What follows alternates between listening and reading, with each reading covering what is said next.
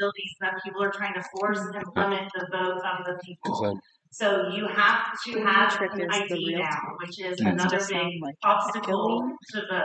And I feel it is a disaster. But every now and then you just completely use it, right. And that ends up being the only one that and they should absolutely be doing that. And everything that is being added to the legislator and bills and amendments to try and limit the vote and make it more difficult for everyone to vote, including other issues that we've been seeing where they're trying to limit the mail-in ballots, limit abilities for people to drop off ballots. All of this is limiting everyone's ability to have their voice, and that is a critical part of our democracy, and we must defend it at all costs. So yes, I believe this is adamantly not necessary, and something that I will always force and support having voter abilities for every woman, every person that's able to vote over 18 in our state. Thank you. Thank you very much. Now, Ms. Davis, North Carolina on November 5th will vote against or for a constitutional amendment change. It is known as House Bill 1074. Citizens only voted measure would amend the state constitution, deleting every person born in the U.S., every person who has been naturalized, and will add instead that only a citizen of the U.S. who is 18 years of age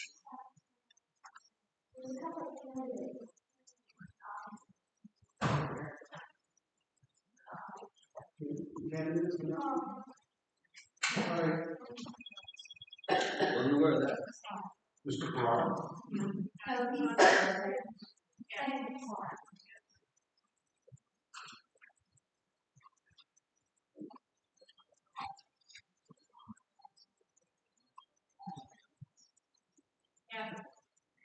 I'm sorry, I believe it's not a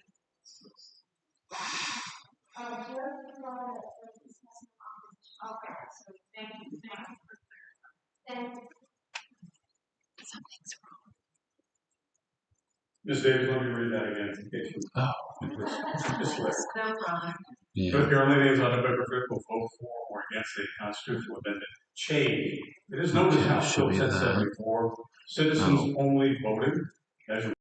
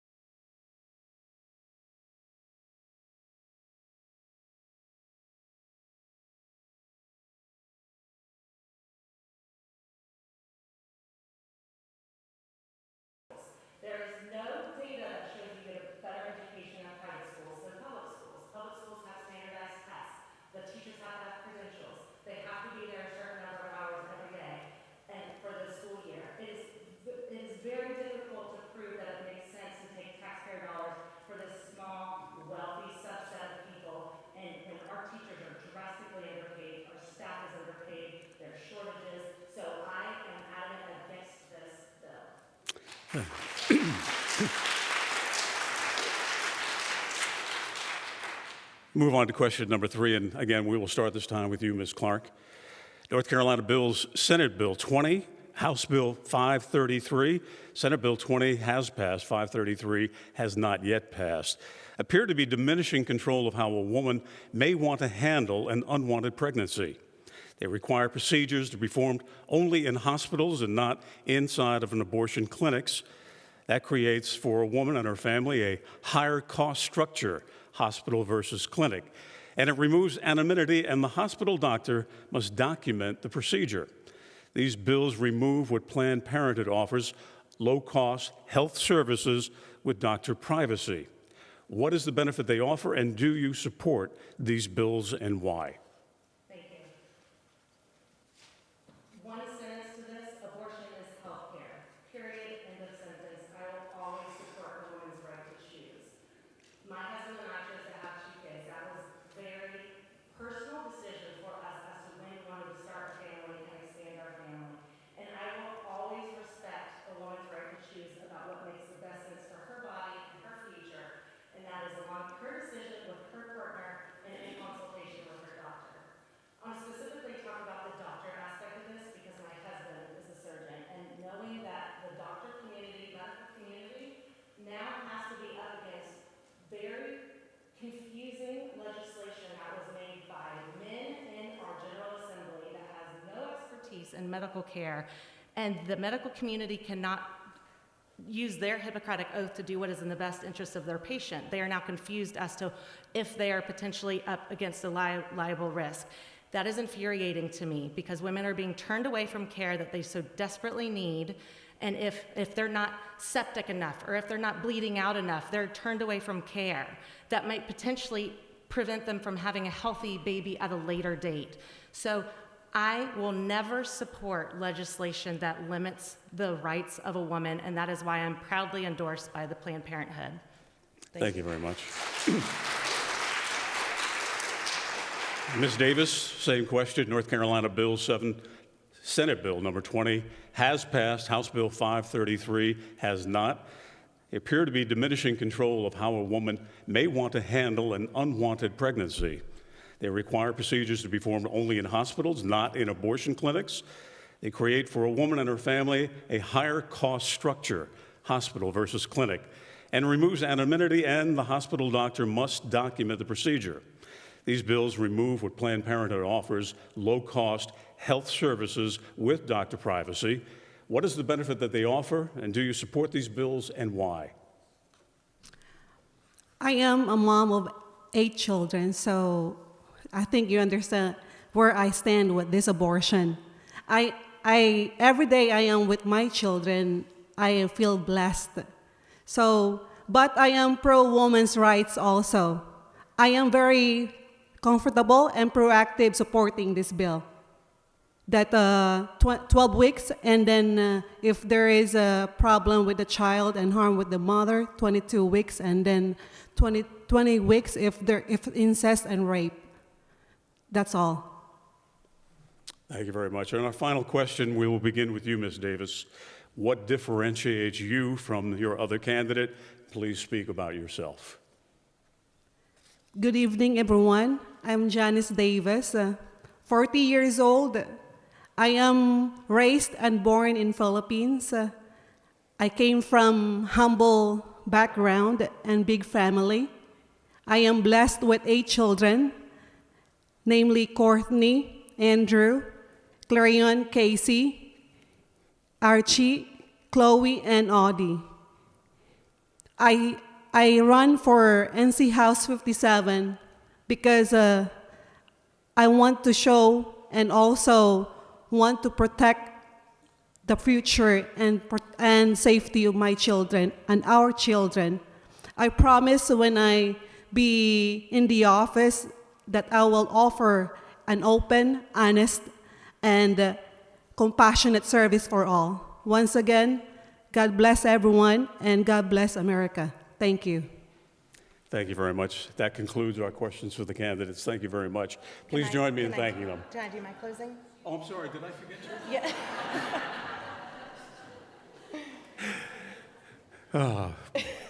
Usually it takes an hour or two before I miss somebody.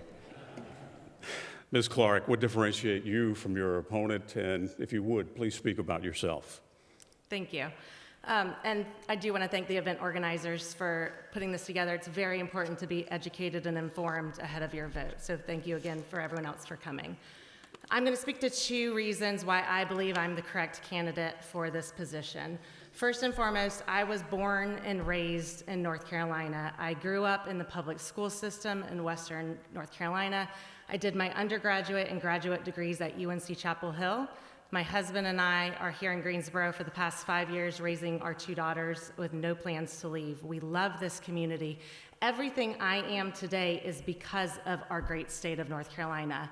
And it is now my duty and honor to give back to our state to ensure that our next generations can thrive. So absolutely an honor, and I'm already doing that as your current House representative. So last month, when our representative stepped down, there was a vote. I received the majority of the vote from elected Democrat officials here in the city and in our party to replace her, finish her term, and replace her on the ballot. So I'm already serving. I did the votes yesterday. I have the good abilities to continue leading you all into the next 2 years. I need your vote to continue being that strong Democratic voice. I already have a strong track record, both as a personal voter, a lifelong North Carolinian, and I'm honored to represent you in the next 2 years. Thank you for your vote. And that ends the 57 debate. Please join me in thanking the candidates.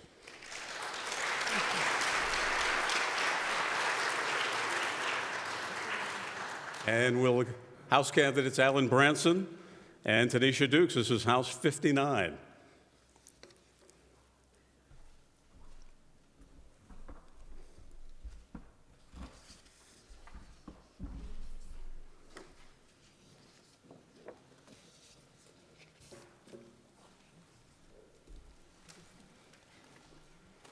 Hello, guys.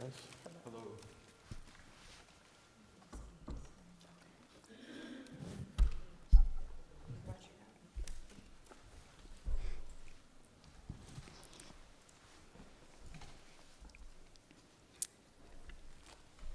All right. We're going to start with you, Mr. Branson. North Carolina House 59, a number of neighboring states have approved medical marijuana, and the Cherokee Reservation has approved recreational use as of July. Bill 711, North Carolina's Compassionate Care Act, is currently being studied to provide medical marijuana for North Carolina citizens. When this issue comes to the floor, how would you vote, Mr. Branson?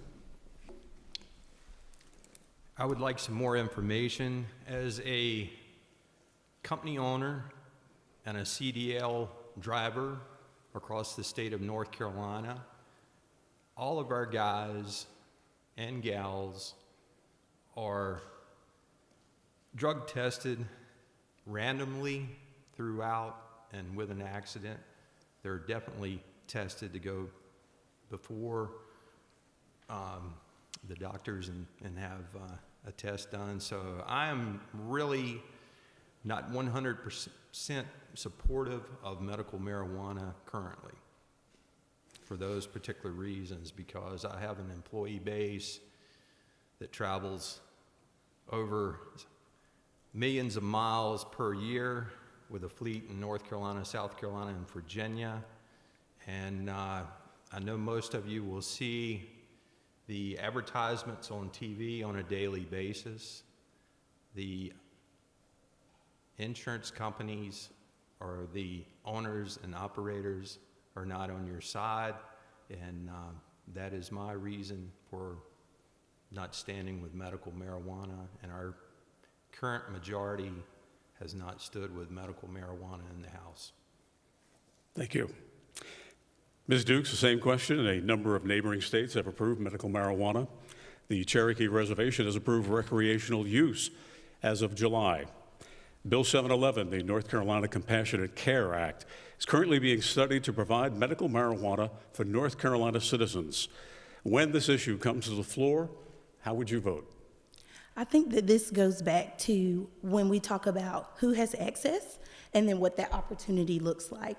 I think that when we talk about the access to medicinal marijuana, who is able to go to the doctor to get those things are going to be under parameters if this is what you're saying that's being researched. So I think that that is something, if we're talking about someone who actually needs it for a medical reason, then these are things that we have to look at from and let the doctor decide on who gets that access to that.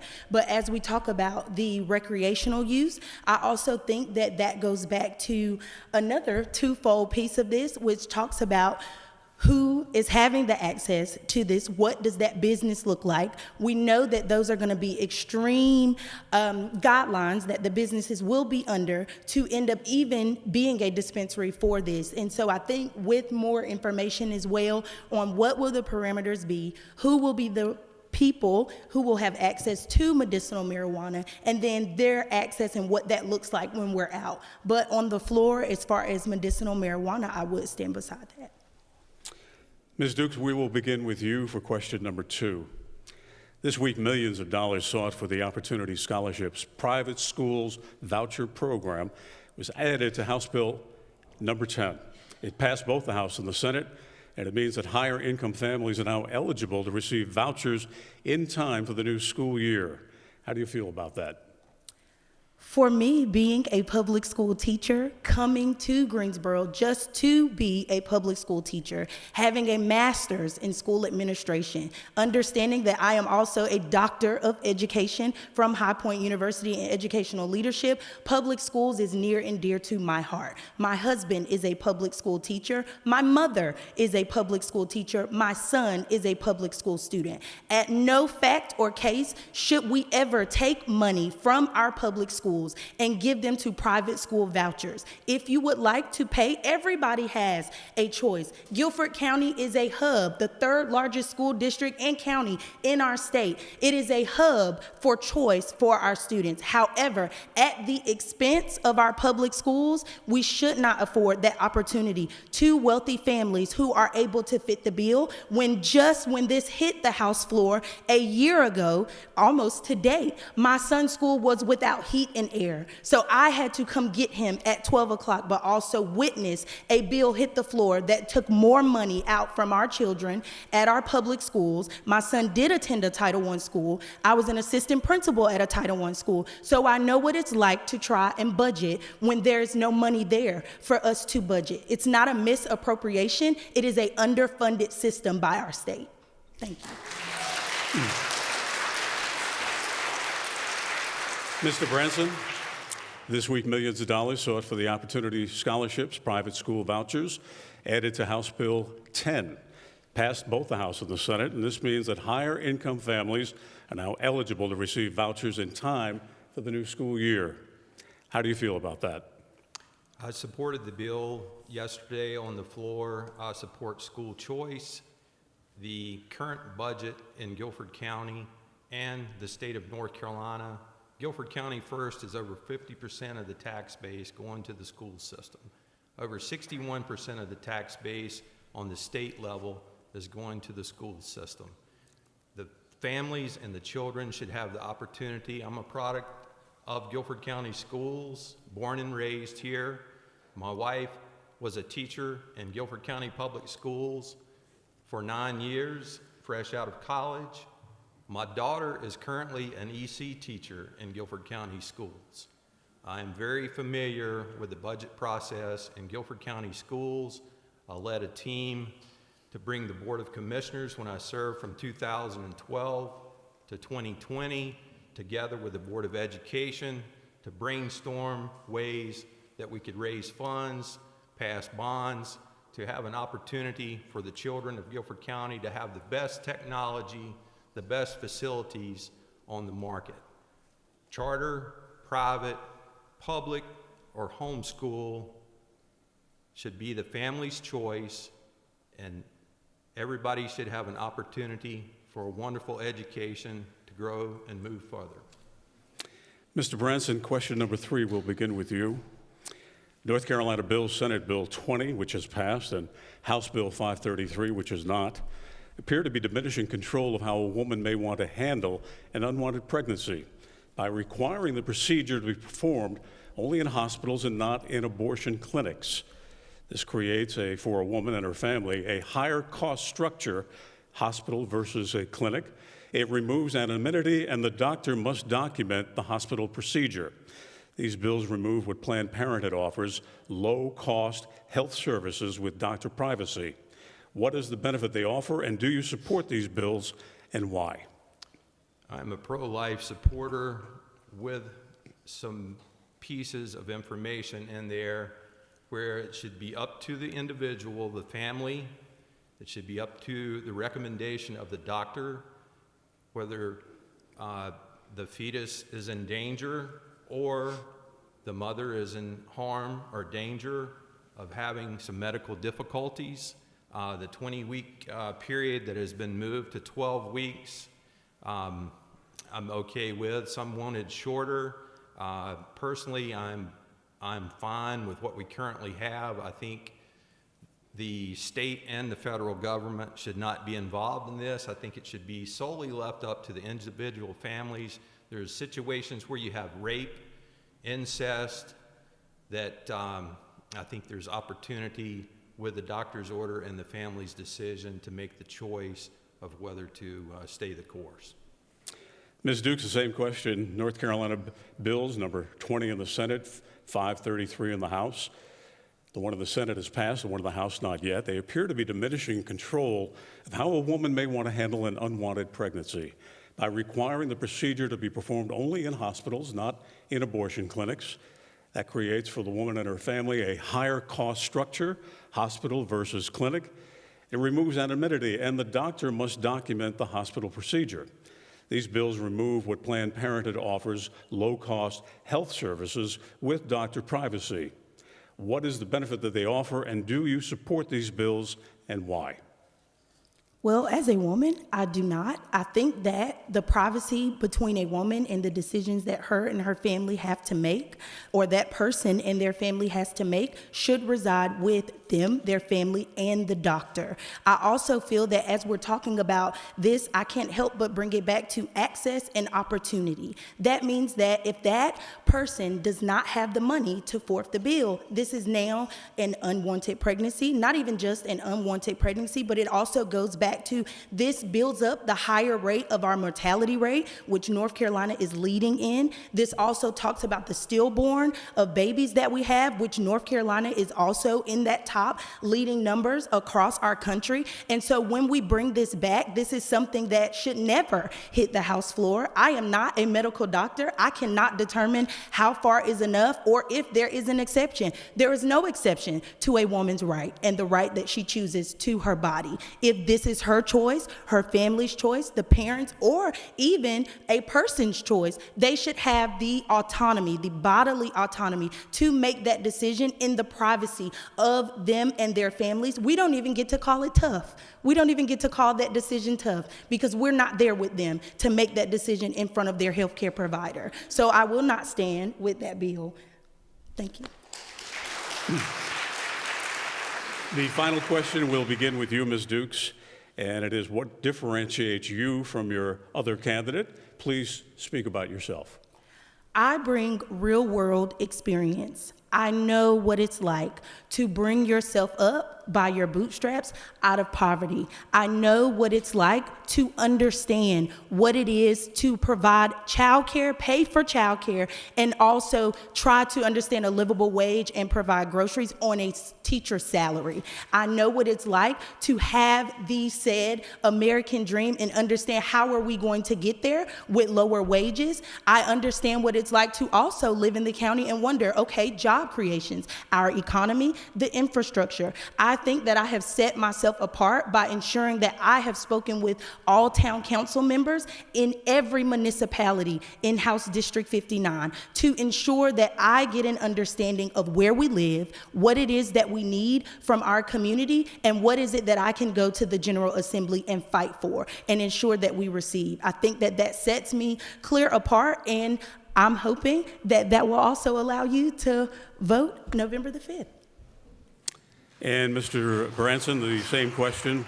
What differentiates you from your opponent? Please speak about yourself. Experience. I'm a small business owner in Guilford County, third generation from 1946. I employ 45 to 50 employees, so I provide health insurance benefits, make a payroll. Having served on the Board of Commissioners from 2012 to 2020, I went through 8 years of budget process, 4 of those years serving as chair and vice chair of Guilford County. I started back in 2004 serving on committees with Guilford County Parks and Recreation and Open Space, and chaired a lot of the open space bond monies that moved forward. Also bringing the school board together along with the Board of Commissioners to brainstorm ideas for new facilities. I've got the experience. I'm proud to have John Hardister's endorsement, who served in this district for 12 years, and I have filled his seat since April, so I've been on the floor. I've made the votes, I've made the tough decisions, will continue to make the tough decisions. I will carry a sharp pencil for the folks of North Carolina and Guilford County. I would appreciate any of you who live in my district, your prayers, your support, and your vote. And may God continue to bless this great country that we live in. I look forward to being on board and moving forward. This ends House 59 debate. Please join me in thanking the candidates. Thank you, guys. We're now looking for the Senate 26 candidates.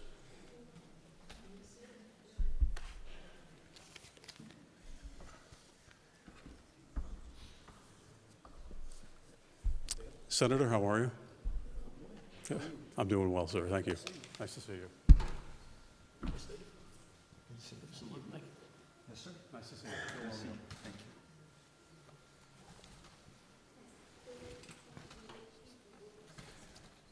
Oh, yes. Thank you, Catherine. Good morning. Senator Berger, you were not here when I read the rules. I didn't do it well, so I'm going to do it again. There will be no questions submitted by the audience. There is no opening statement by the candidates. There will be no closing statement by the candidates. The same question will be asked of each of the 2 candidates, repeated again, giving each an opportunity to respond. The candidates will have 2 minutes for responses. Each candidate has been advised of the final question in advance and will have 2 minutes to answer. Pretty easy, pretty simple. Thank you. Okay. We're going to start off with you, Senator Berger. North Carolina's legislature passed budgets that cover 2 years. So there's already a baseline spending agreement in place that lasts until July of 2025. 2 new proposed North Carolina amendments held up the passing of the North Carolina House and Senate budget in 2024. Tell us your opinion about one of them. And the choices are Senate Bill 630, which caps the personal income tax at 5%, or changing how the governor fills the Council of State vacancies, that is House Bill 74. And again, Senator Berger, you begin. So first of all, I didn't realize that they were 2 items that held up the budget adjustments, but I think it's important, at least as far as, I'll pick the second one.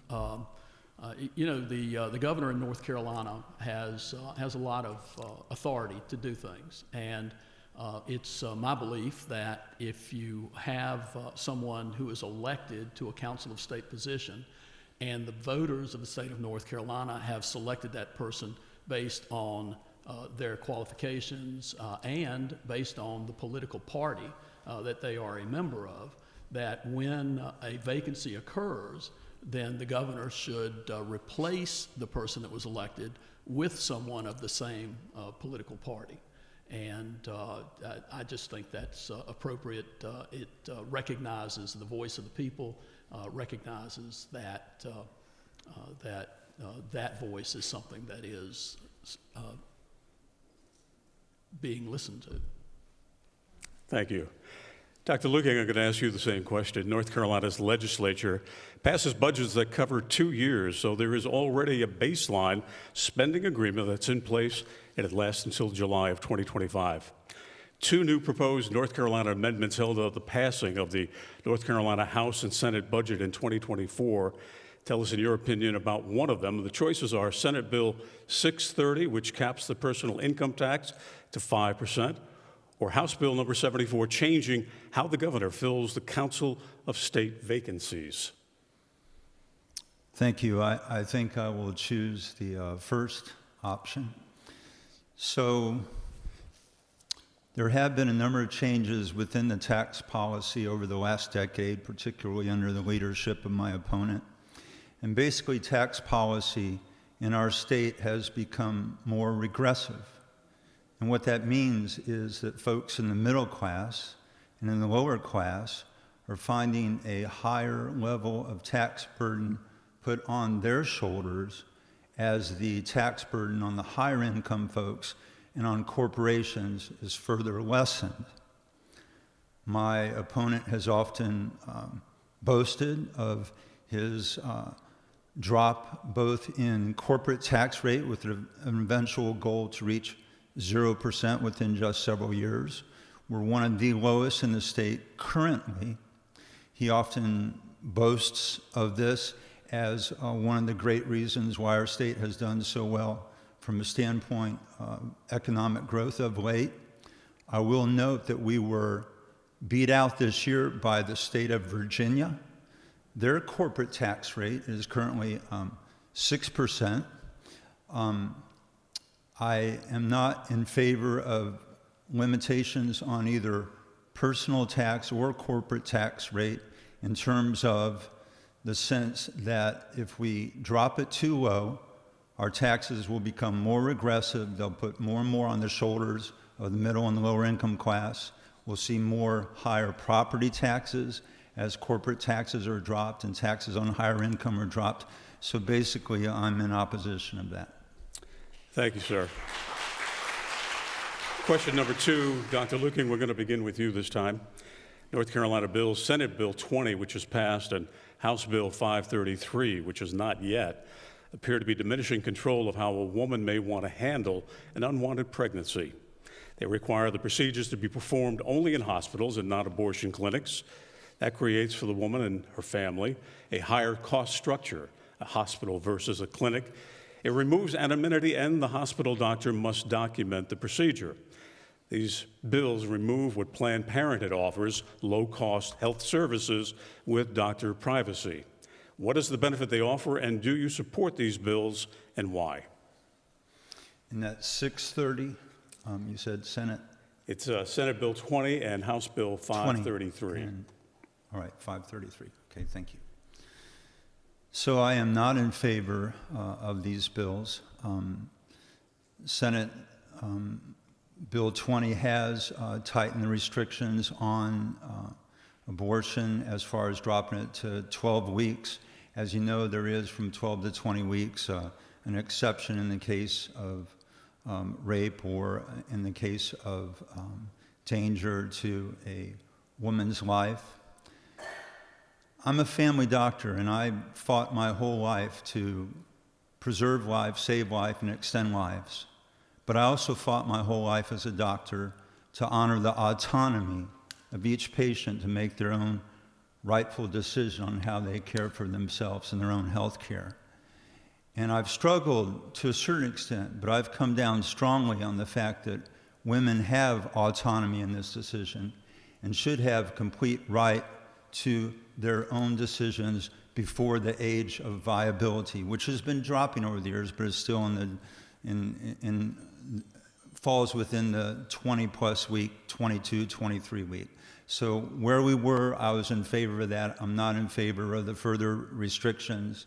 This should be a choice for the woman, her doctor, her family, her faith leader. There's frankly no room for Phil Berger or anybody else within the exam room advising how a woman should be treated and how she should make her decisions. And for gosh sakes, there is certainly no room for the likes of Mark Robinson. Senator Berger, the same question. Senate Bill 20, which is passed, House Bill 533, which is not, appear to be diminishing control of how a woman may want to handle an unwanted pregnancy. They require the procedures to be performed only in hospitals and not abortion clinics. That creates for the woman and her family a higher cost structure, hospital versus a clinic. It removes anonymity, and a hospital doctor must document the procedure. These bills remove what Planned Parenthood offers, low-cost health services with doctor privacy. What is the benefit they offer?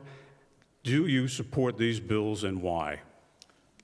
I did support Senate Bill 20. It passed, vetoed by the governor. The governor's veto was overridden by the General Assembly.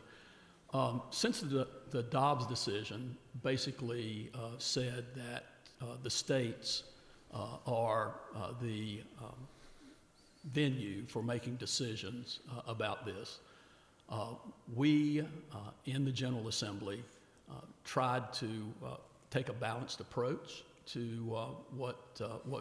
what we did, and it's my belief that Senate Bill 20 represents that balanced approach. At some point during the pregnancy, the fetus deserves protection, and really the question becomes, what is that point? Senate Bill 20 basically takes the same approach of many European nations and says that for the first 12 weeks of a pregnancy, the woman has complete autonomy, can make whatever decision she wants with reference to continuing the pregnancy or terminating the pregnancy. Once you get beyond 12 weeks, there are still avenues for a pregnancy to be terminated in cases of rape, incest, danger to the mother's life, and certain fetal anomalies that would impact the ability of the fetus to survive once born. We took, again, what I felt was a balanced approach, similar to the approach in other places, and quite frankly, it's very similar to the original Roe versus Wade decision, where Justice Blackmun said, first trimester, the state cannot intervene.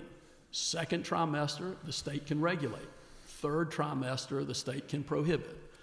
And in many respects, the approach we took is Senator, very I'm afraid your time is up. We're going to move on to our next question, and Senator, we're going to begin with you this time. House Bill 10, which passed both the House and Senate, is scheduled for a vote. It requires all North Carolina sheriffs to cooperate with federal ICE officers and jail administrators to adopt a policy of compliance with ICE and protects against enforcement officers or agencies having any criminal or civil liability action taken. The Senate bill requires all sheriffs to hold suspects for certain crimes for at least 48 hours when immigration status is unknown. What is your opinion of this bill, Senator Berger? I support that provision of House Bill 10 that passed both houses of the General Assembly earlier this week. 90 sheriffs in North Carolina already comply with ICE detainers. 90 of the 100. There are, I believe, 10 who have refused to comply with federal law on that part of immigration. Now, this is federal law. And what you're talking about is someone who has been arrested and detained by a local sheriff and is in the custody of a local sheriff, having to notify the ICE facilities that they have that person in custody. And the ICE officers can then pick that person up on whatever detainer, whatever immigration violation might have existed. Now, I say that that's much better than having the immigration authorities going into these communities and knocking on people's doors looking for people. We're talking about folks who have already been arrested for violating the laws of the state of North Carolina. They are in custody, and I think it's safer for the communities, and I think it's safer for the people of North Carolina that those folks would be picked up, if they're going to be picked up, at the jail. Thank you, Senator. Dr. Luking, the same question. House Bill 10, passed by both the House and Senate, requires all North Carolina sheriffs to cooperate with federal ICE officers and jail administrators to adopt a policy of compliance with ICE and protects against enforcement officers or agencies having any criminal or civil liability action taken. The Senate bill requires all sheriffs to hold suspects for certain crimes for at least 48 hours when immigration status is unknown. What is your opinion of this bill? I'm going to need to talk fast, thank you. 533, by the way, neither of us discussed. That's where the House proposed not allowing abortion past the point of conception. Earlier this year, in an interview, Senator Berger, when asked whether there would be further restrictions in abortion, his answer was, not at this time. My question was, what time will it be perhaps entertained? After the election and before our next governor, or perhaps after a potential Governor Robinson rolls in, who in the last 10 days stated that he would be happy to have 0 abortions in the state. Secondly, to characterize HB 10, I know you're doing this respectfully, but to only mention the immigration form and not to mention vouchers is a joke. So with all due respect, on the immigration side of things, I had patients, immigrant patients who neglected to report violent crimes because they didn't want the sheriff rolling in and snooping around and finding undocumented workers, which, by the way, many farmers depend upon in our county. And so I disagree with anything that's already covered by mechanisms that are served anyone else that are facing serious crimes. As far as vouchers, crap, do I get 35 seconds to cover that? Maybe so.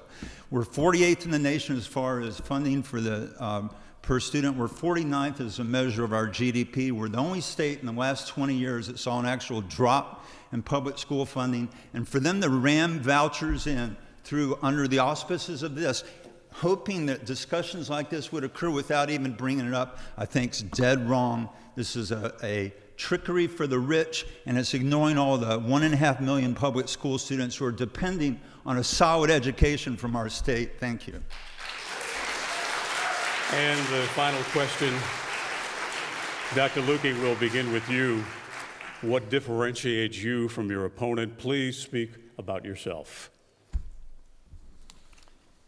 As a physician and chief of staff, I was tested time and again, and I delivered leadership, and I always honored my oath.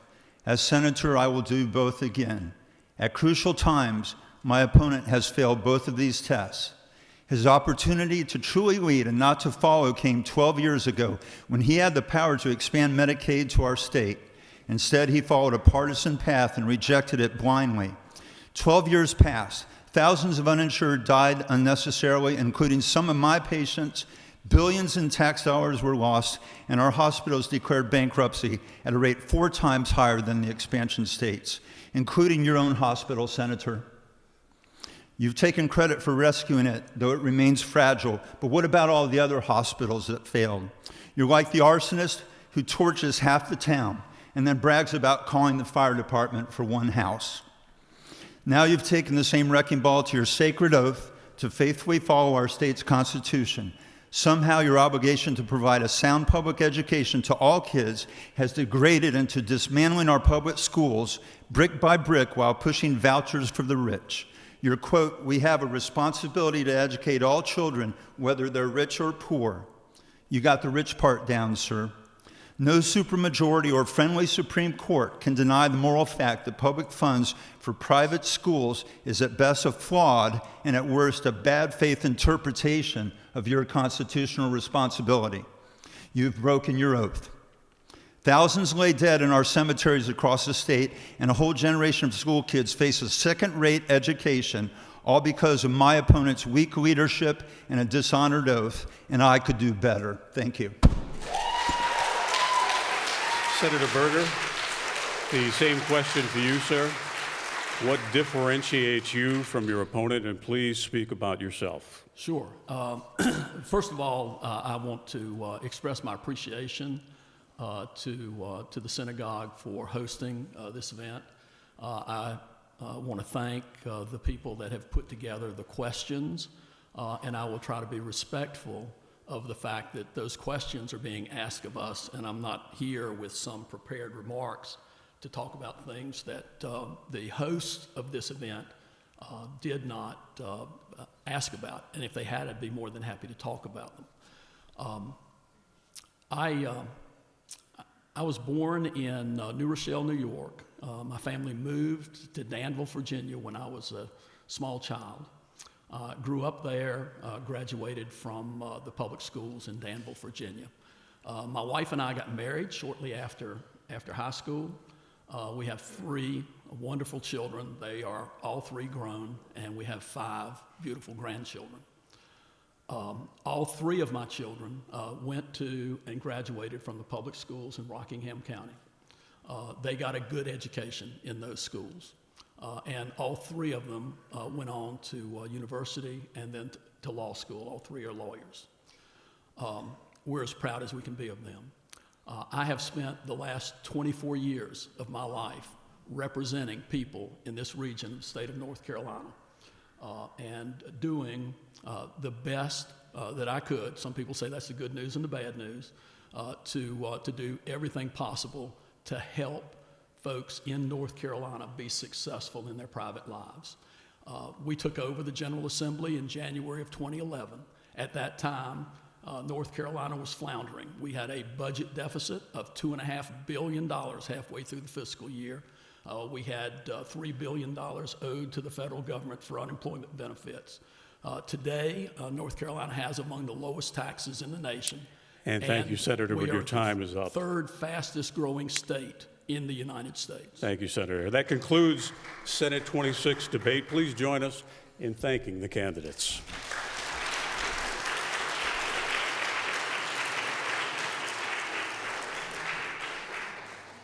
Good to see you, sir. Would Marjorie Benbow and Representative John Bluss please come forward?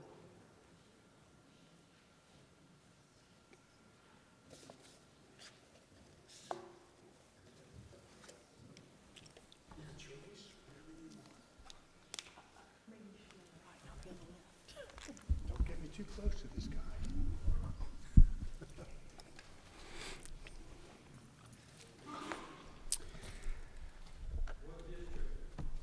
62. Oh, thank you. Thank you. This is North Carolina House 62, and we're going to begin with Marjorie Benbow, please. This week, millions of dollars sought for opportunity scholarships.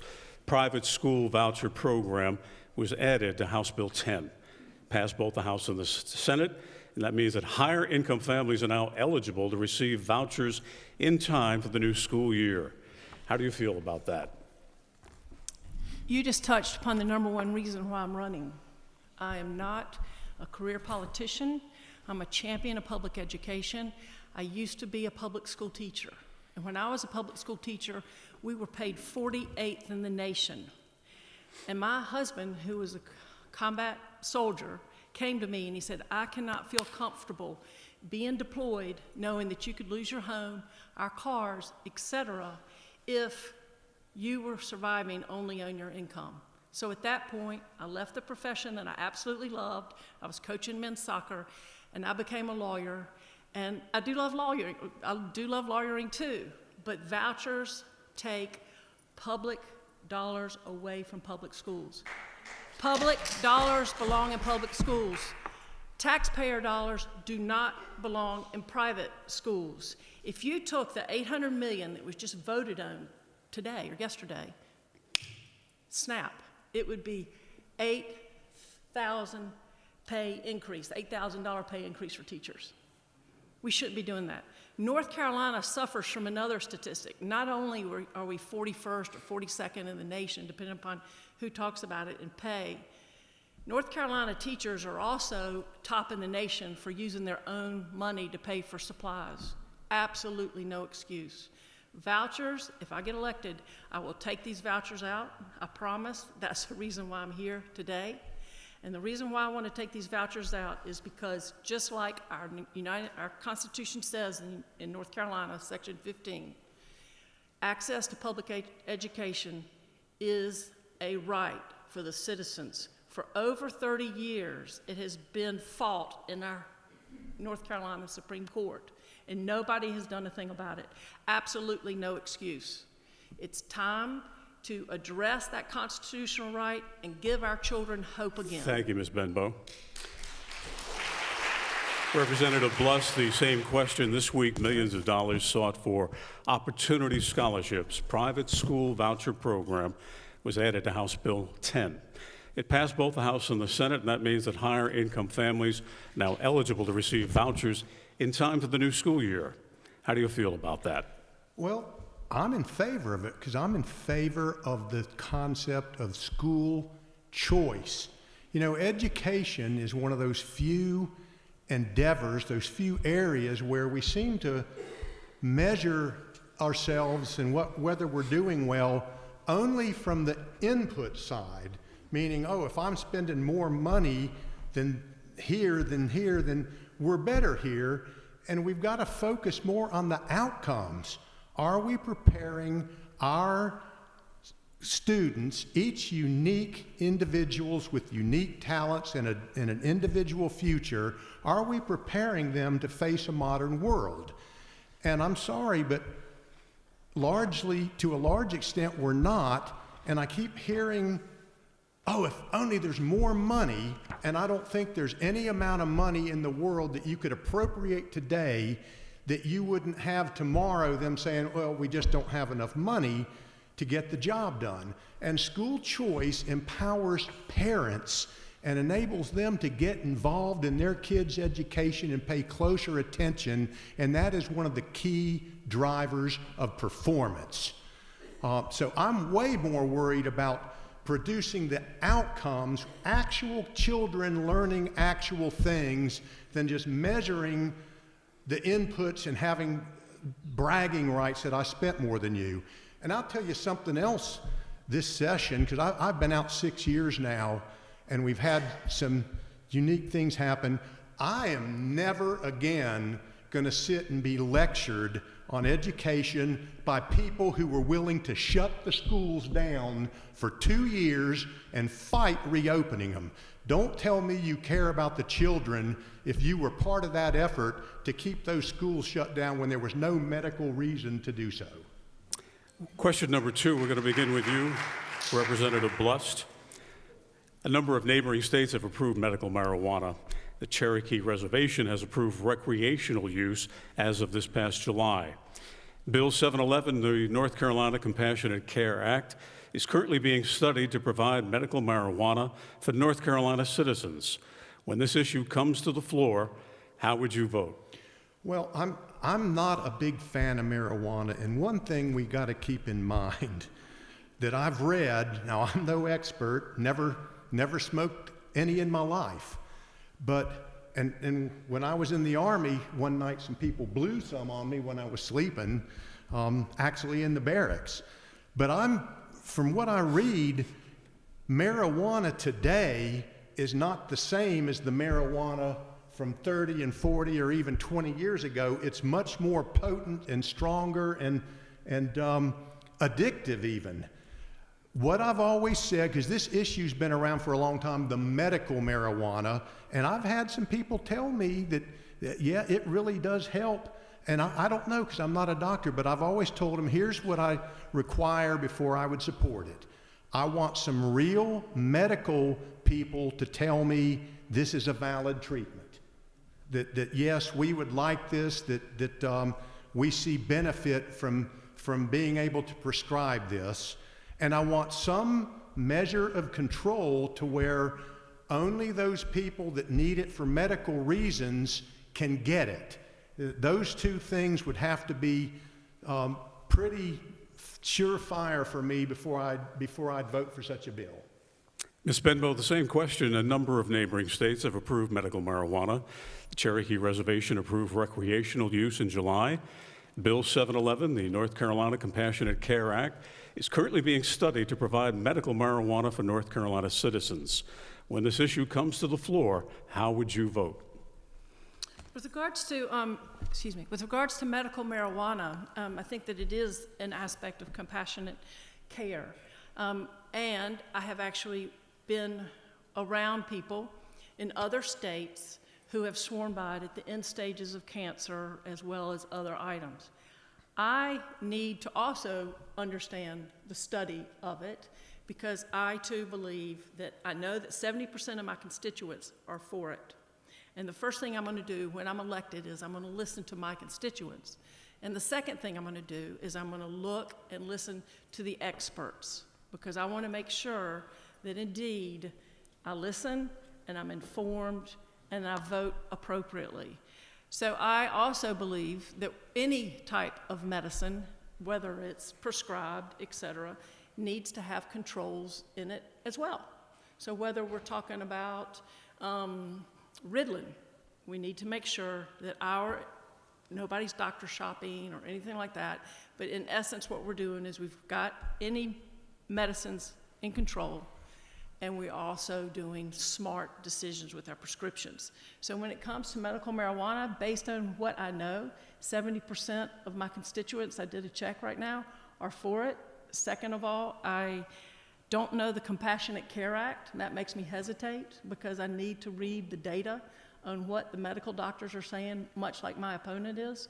Blessed, I'd like to abstain that question because I feel like I don't know that issue. But right now, let's assume, and I will take this test, let's assume the medical doctors are for it. Let's assume the DEA feels comfortable in the control of it. I would vote for it. Thank you. Third question, we're going to begin with you, Ms. Benbow. Senate Bill 20, which is passed, and House Bill 533, which is not, appear to be diminishing control of a woman may want to handle an unwanted pregnancy. They require the procedures to be performed only in hospitals and not in abortion clinics. That creates for the woman and her family a higher cost structure, hospital versus a clinic. It removes anonymity, and the doctor must document the hospital procedure. These bills remove what Planned Parenthood offers, low-cost health services with doctor privacy. What is the benefit they offer, and do you support these bills, and why? The second reason why I'm running for office is not only public education, but women's reproductive health. This is putting women and our public health back pre-Roe v. Wade. We have got to stop this. We have got to treat any reproductive health care decision as a medical decision. I know that Dr. Lucan was just up here. It should only be between the woman who is experiencing pregnancy and her doctor. It should not be in a database. It should not be having extra visits to doctors, which are taking people away from work, unlike what my opponent voted for a long time ago. This is a medical decision and nothing but a medical decision. There is not one medical choice right here that my opponent has to ask the legislature for help, whereas I do. We need to have equality in medical care as well. Thank you. Representative Blust, the same question. Senate Bill 20, which passed, and House Bill 533, which is not yet, appear to be diminishing control of how a woman may want to handle an unwanted pregnancy. They require the procedures to be performed only in hospitals and not abortion clinics.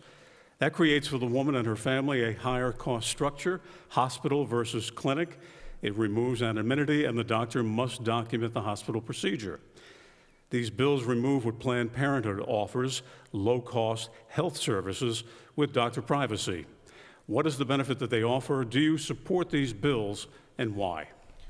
Well, I'm not familiar with those bills at all. I do know in the past there has been concern in the legislature about having some standards in every medical facility because you're doing things that can be life-threatening, and that there's been an effort to, and which I think there should be, to say where they do this medical procedure, as it's described, it ought to meet the same high standards as other medical procedures.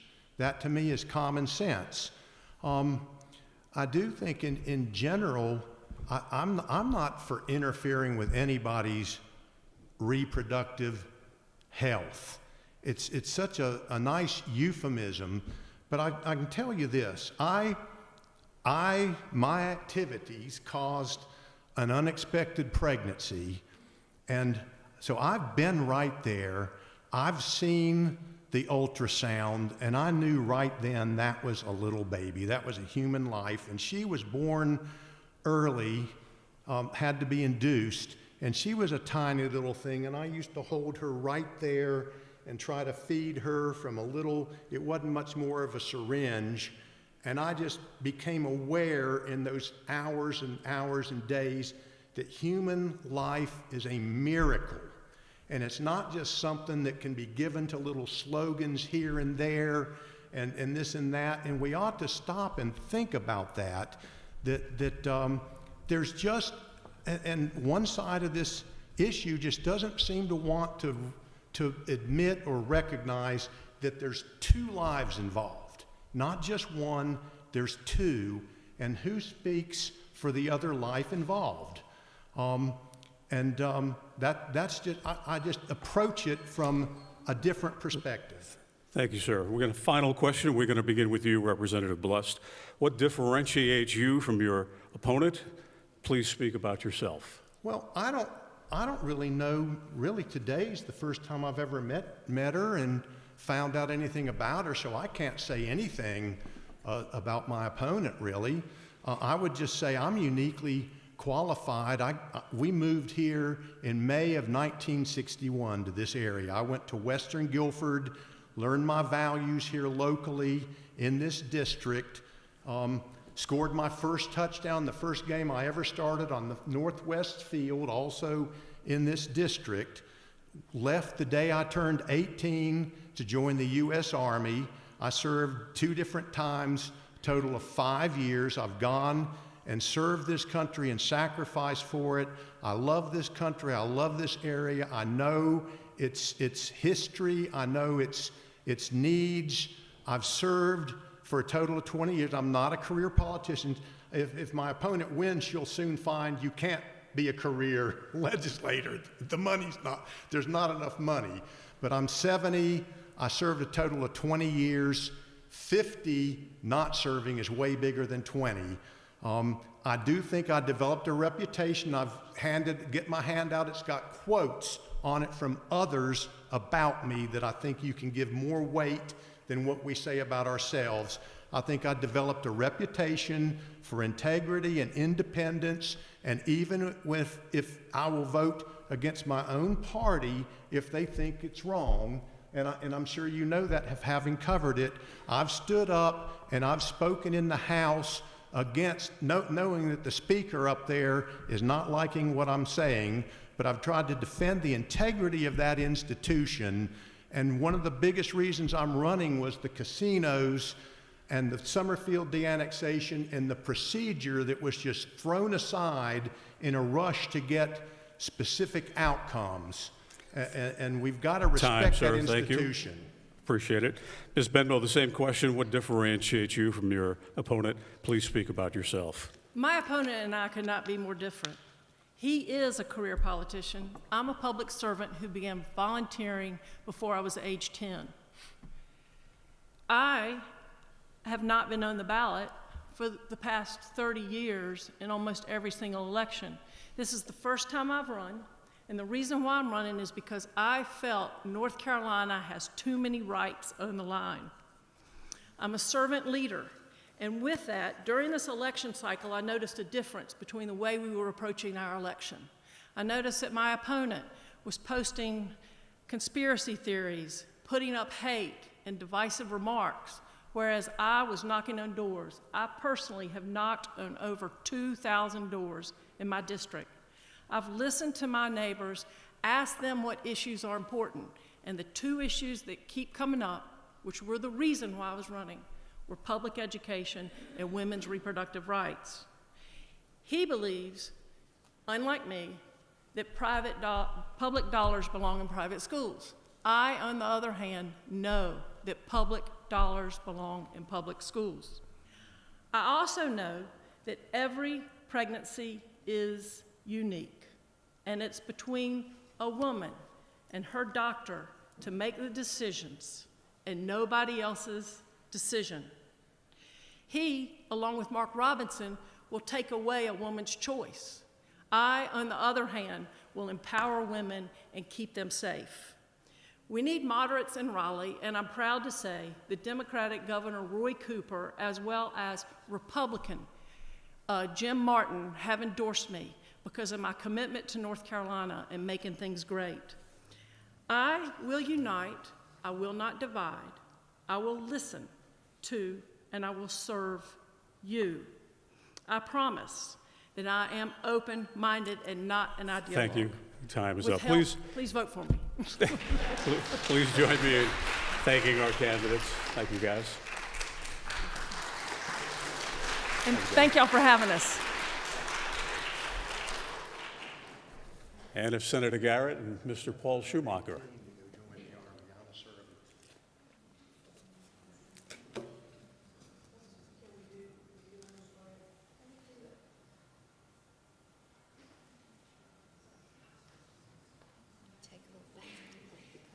Okay.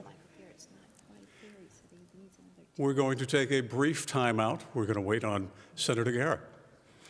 Anyone needs to use the restroom, now is the time.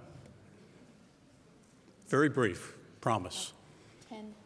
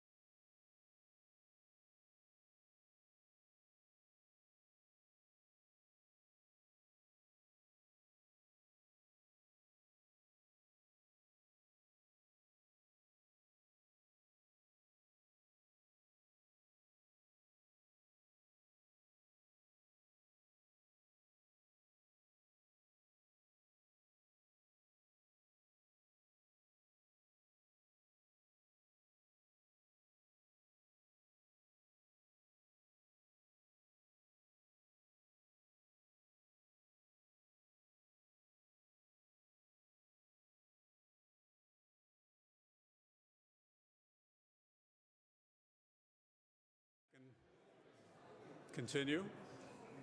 Thank you, everyone.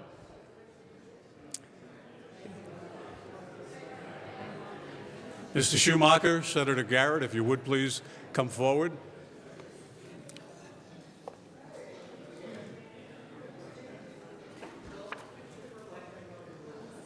Thank you.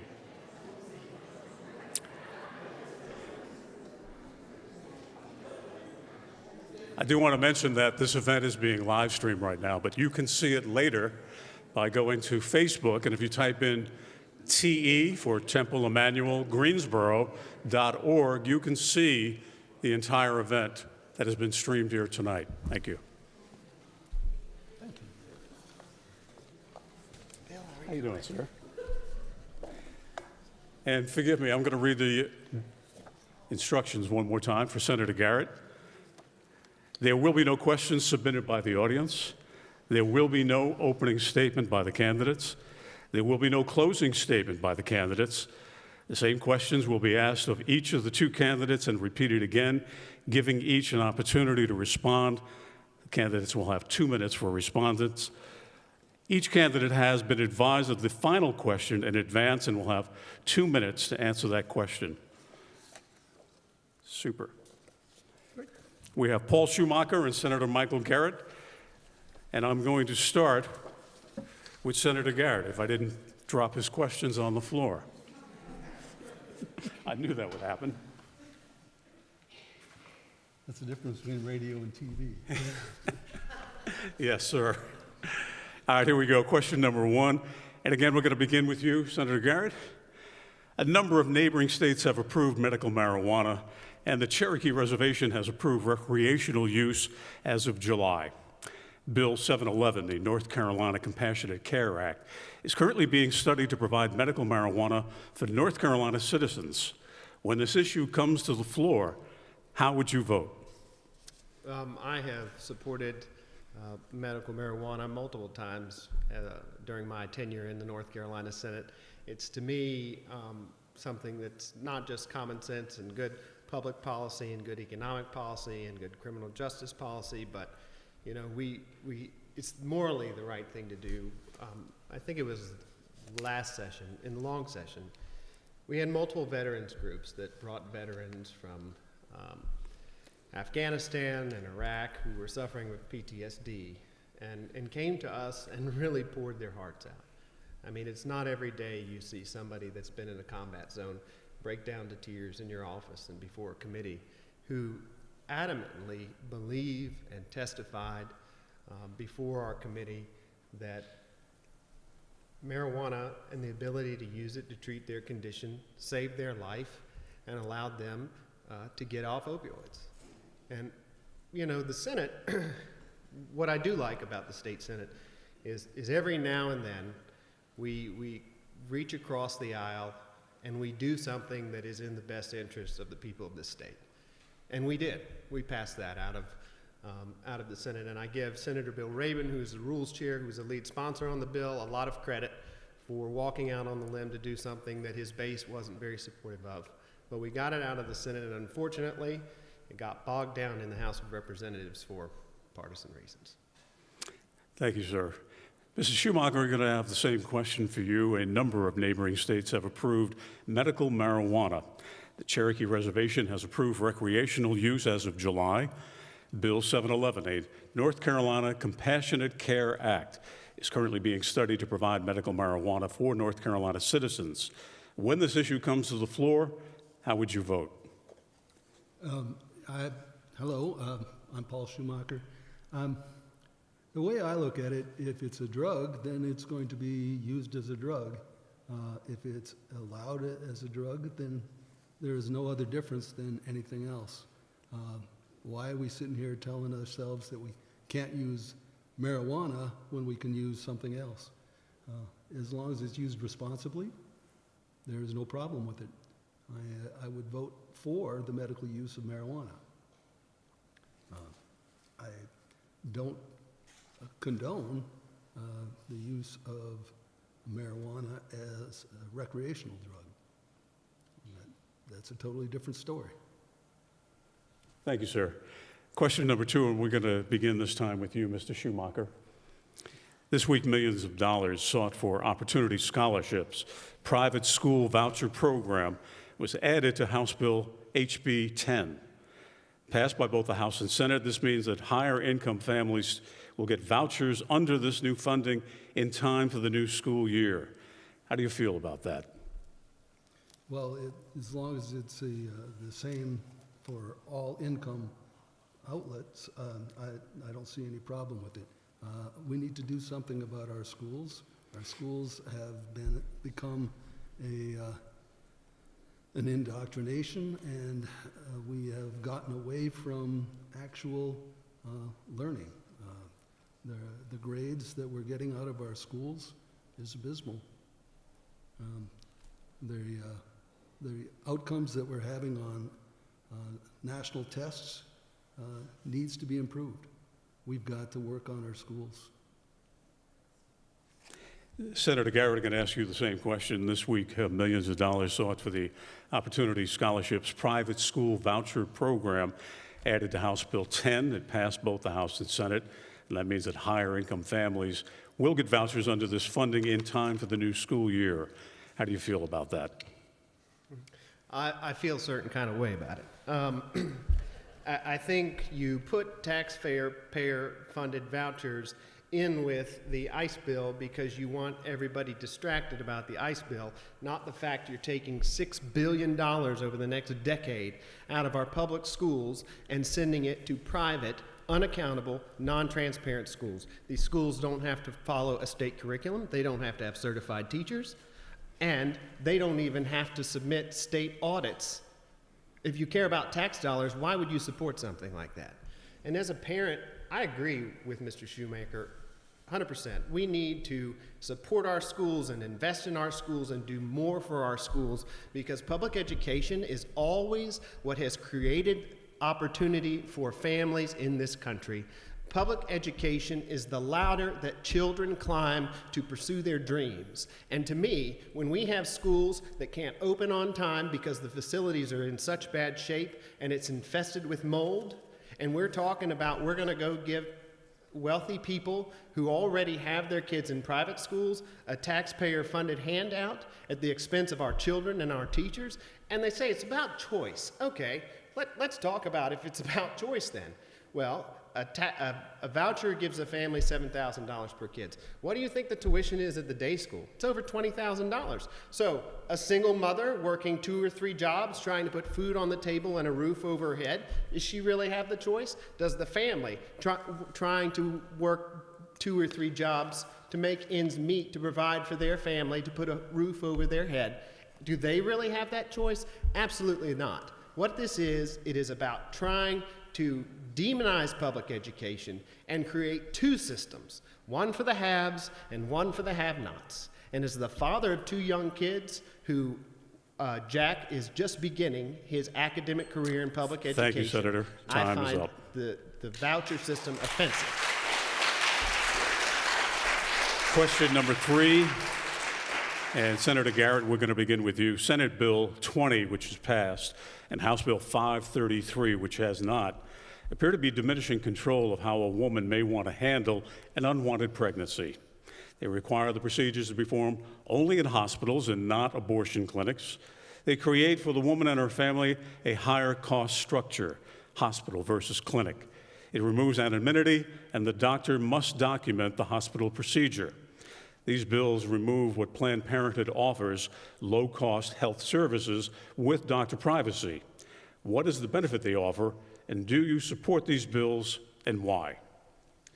No, I absolutely do not. As the son of a woman, the husband of a woman, and the father of a soon-to-be woman but a little girl today, I don't think that the government and Raleigh politicians have any business being in the exam room trying to take away decisions from women.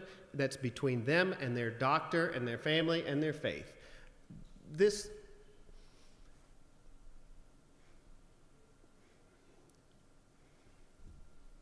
I know people think it's weird when a man takes it personally, the right for a woman to control her own body. But the day that this General Assembly overrode the governor's veto and we put our abortion ban in place, that was the day that my daughter and my wife woke up with fewer rights in this state that I loved dearly than they had when they went to bed the night before. And I will do everything I can, and you can vote for me or you can vote against me if you don't agree. We can still be friends, I promise. But as long as I am the temporary custodian of your Senate seat, District 27, and representing Guilford County, I will always fight for the rights of everyone, whether that's reproductive rights for women, whether that's the right to an education for children, or the right for people to exercise the fundamental principle of democracy, which is the right to vote. Thank you, sir. Mr. Schumacher, the same question.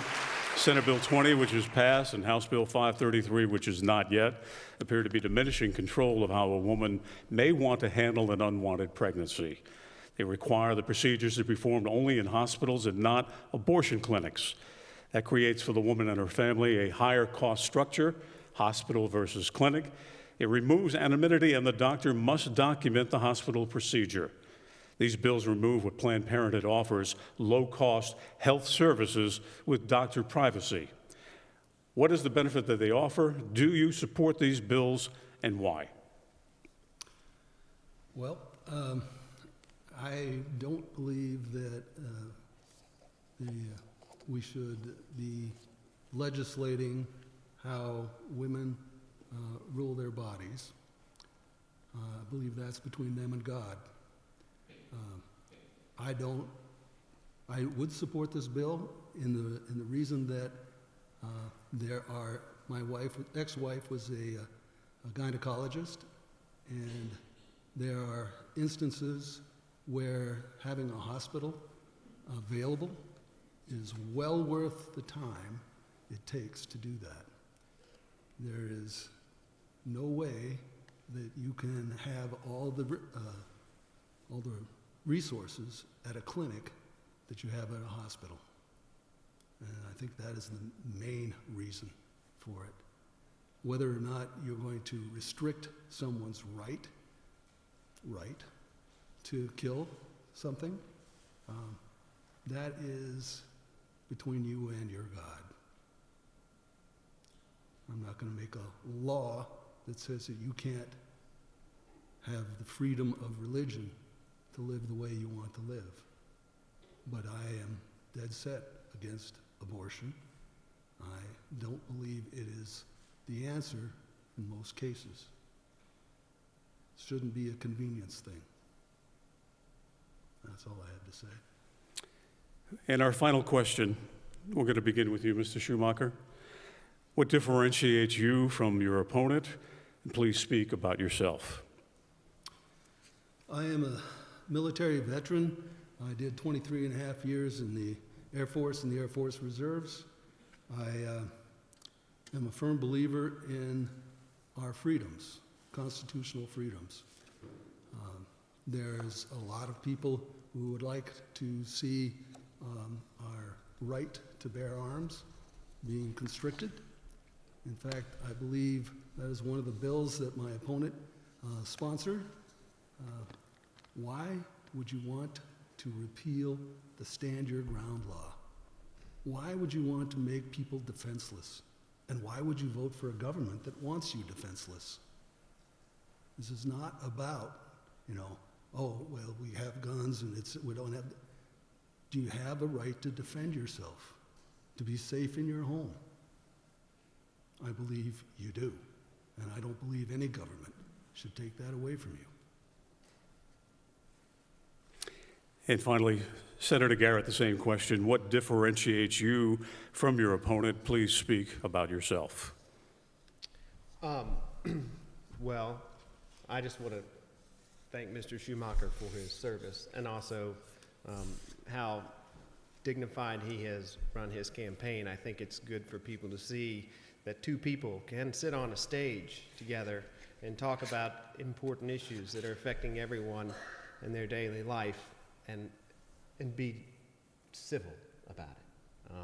So I just want to thank you for that. See, look at that. And you know, I don't, philosophically, we have a lot of differences, and I don't want it, I know I'm last, so I don't want to put you to sleep here. But the one that was just mentioned, I feel like I need to talk about. Because yes, I'm not for, I don't want to take anybody's guns. I'm not for us knocking on your door and taking your guns away. And none of my colleagues in the Senate that I know of anyway are for that. I have sponsored common sense legislation that puts safety measures in place because I am really, really, really, really, really sick and tired of having a school shooting every single week in this country. And as a father that takes the kids to school, that nut in your gut that you just fear that when you're dropping them off and you're giving them that hug and that kiss, that this could very well be the last time because we have decided that a gun is more important than a kid. And that to me is a moral failing of our country. You can have your guns, we're just asking people to be responsible about it. You know, it has been one of the best honors of my life to represent Guilford County in the state Senate, and I'll be honored to have your vote to serve and be the temporary custodian for another 2 years. I'm going to work hard to earn it. My door is always open. You can come talk to me when you disagree with me, and I definitely love to hear it when you do agree with me. But thank you all for coming out. Thank you, Bill, and thank you, Mr. Schumacher. That concludes our forum. Let's thank the candidates. Thank you, gentlemen. Thank you.